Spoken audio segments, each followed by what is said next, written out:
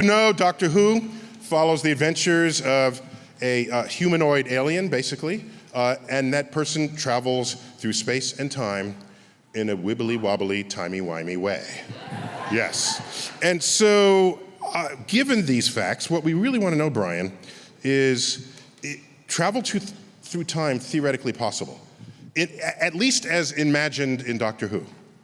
You have to think about... Oh, by the way, yeah. Brian, you know, had 3 best-selling books about this stuff, okay?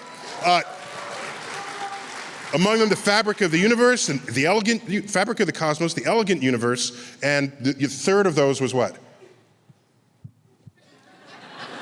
The Hidden Reality. The Hidden Reality, thank you. Thank you. So go on, Brian, tell me. So you have to think about time travel in really 2 stages, because time travel to the future is very different from time travel to the past. So time travel to the future... They have different consequences. They have different consequences, and they have a different standing within our understanding of the laws of physics. So as we know physics today, time travel to the future is not hypothetical. It's not some idea that people argue about. Time travel to the future is absolutely part of the way physics is constructed. There is nobody who knows anything about what they're talking about who would disagree with that. I like the way you worded that. Okay, so, but of course in Doctor Who they go into the past. So what's going on there? That's a trickier one. That's a trickier one. Well, he's a Time Lord, so he figured it out. So yeah. My question to you is, in this universe, how would you make it happen, such as the way we see it in Doctor Who? So if you want to travel to the past, there are a few proposals that are on the market, but I'd say the one that has attracted the greatest attention is to make use of wormholes.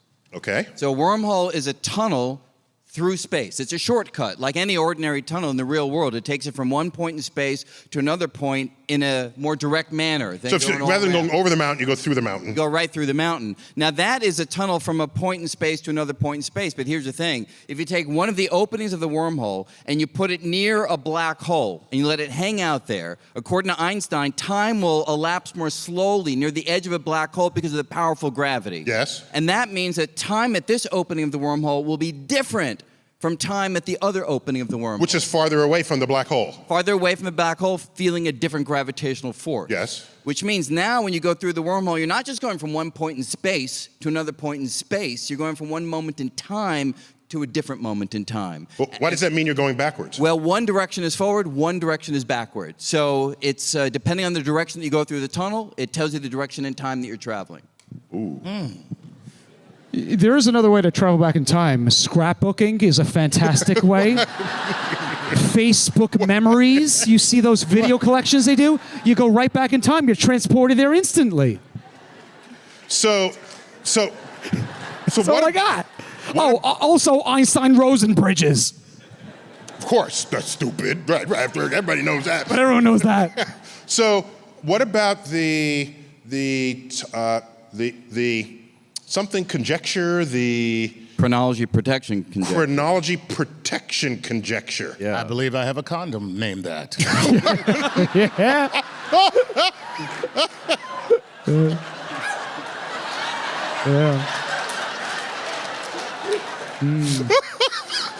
That's for when you're looking for a good time. All right. The chronology protection conjecture.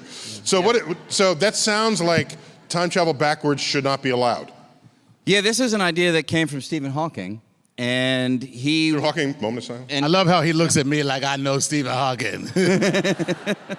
Stephen Hawking. And he asked the question I think all of us ask, which is, if time travel to the past is possible, where are the time travelers? Right? I've heard it hypothesized that the reason why the Titanic sank is everyone wanted to go back to the Titanic the first day a time travel device was invented.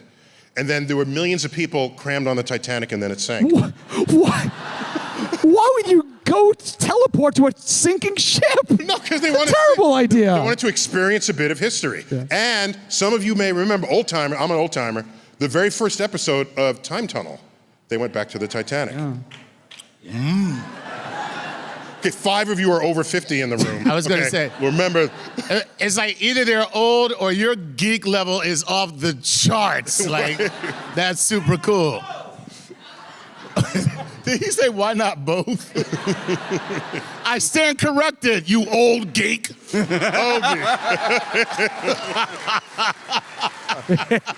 So Brian, so give me an example of the problem.